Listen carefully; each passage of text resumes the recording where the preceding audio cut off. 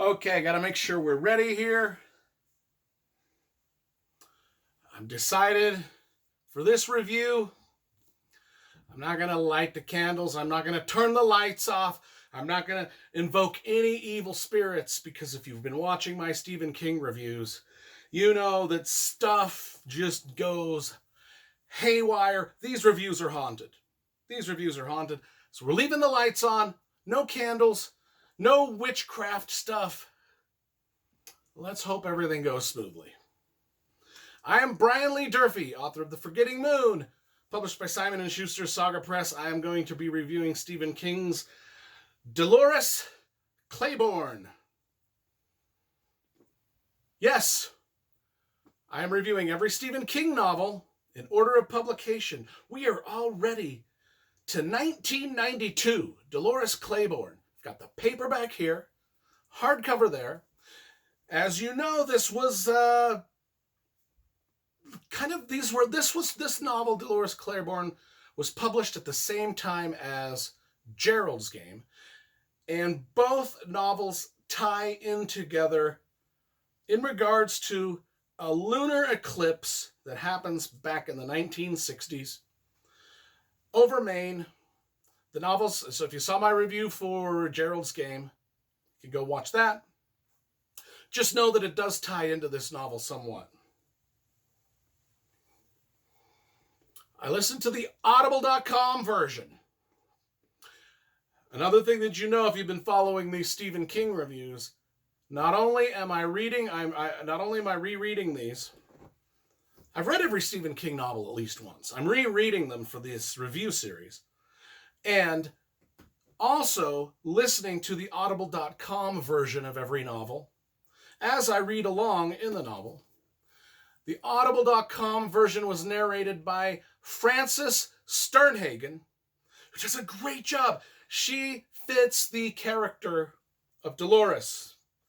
She does the character of Dolores fantastically. Now, if you're familiar with this book, you're going to know what I'm talking about. If you're not, this book is written a little bit differently than most Stephen King novels, in that it is written as if Dolores is in court, on the stand, having to recount what happened in a criminal investigation, if that makes sense.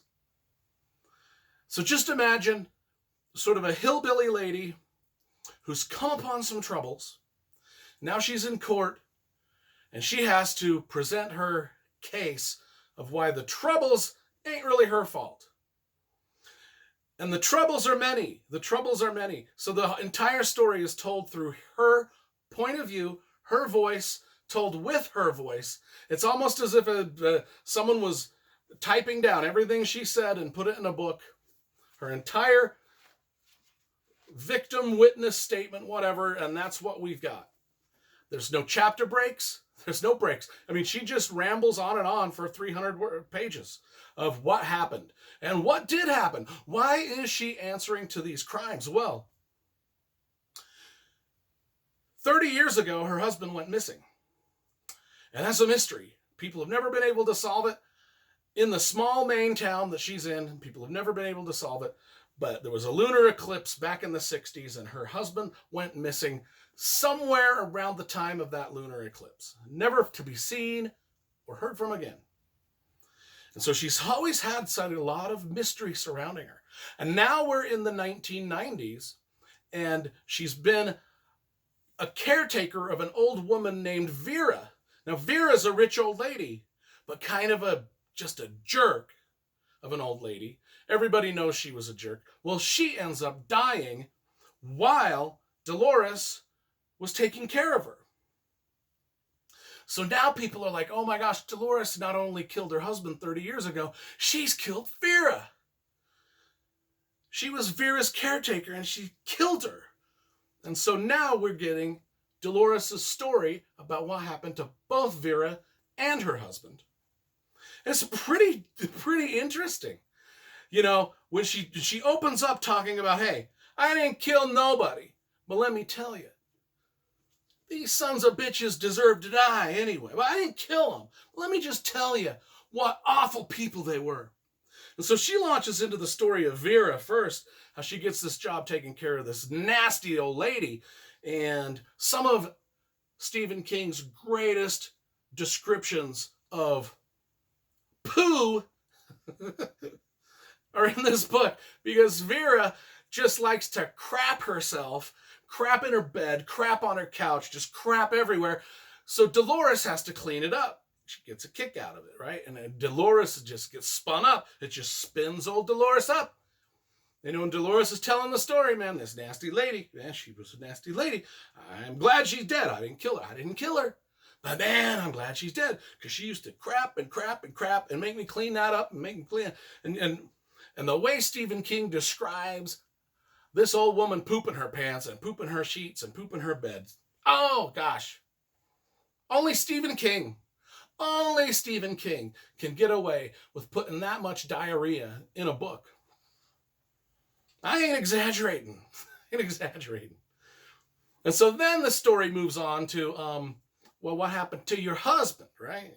Back 30 years ago, that guy disappeared. What happened to him? And then Dolores decides to tell the story of that.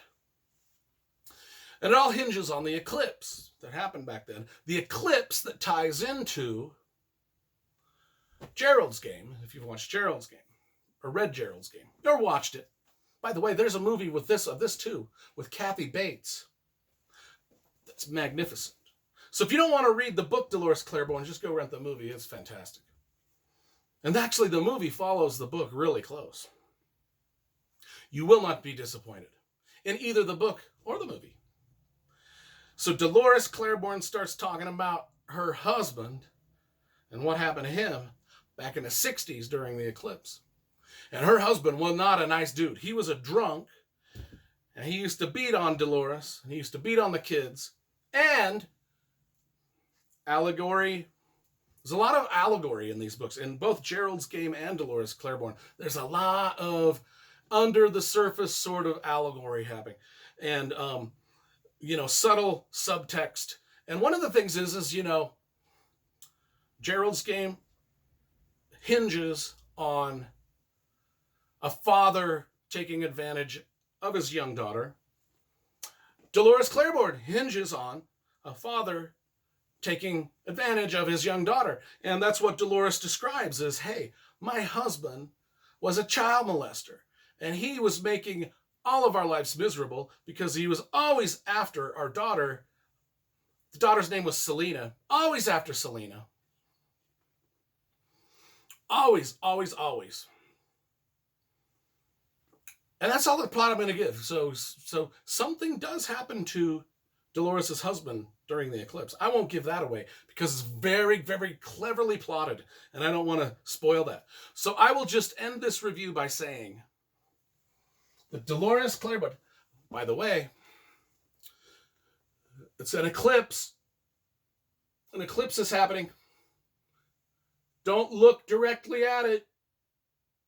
Don't look directly at the eclipse. It'll burn your retinas. Anyway. I say 7.5 out of 10 for Dolores Claiborne. As you know, every novel I write is dedicated to Stephen King, Motley Crue, and the Oakland Raiders. Get a shout out in every novel I write. They get a shout out in this review. So there we go. 7.5 out of 10 for Dolores Claiborne.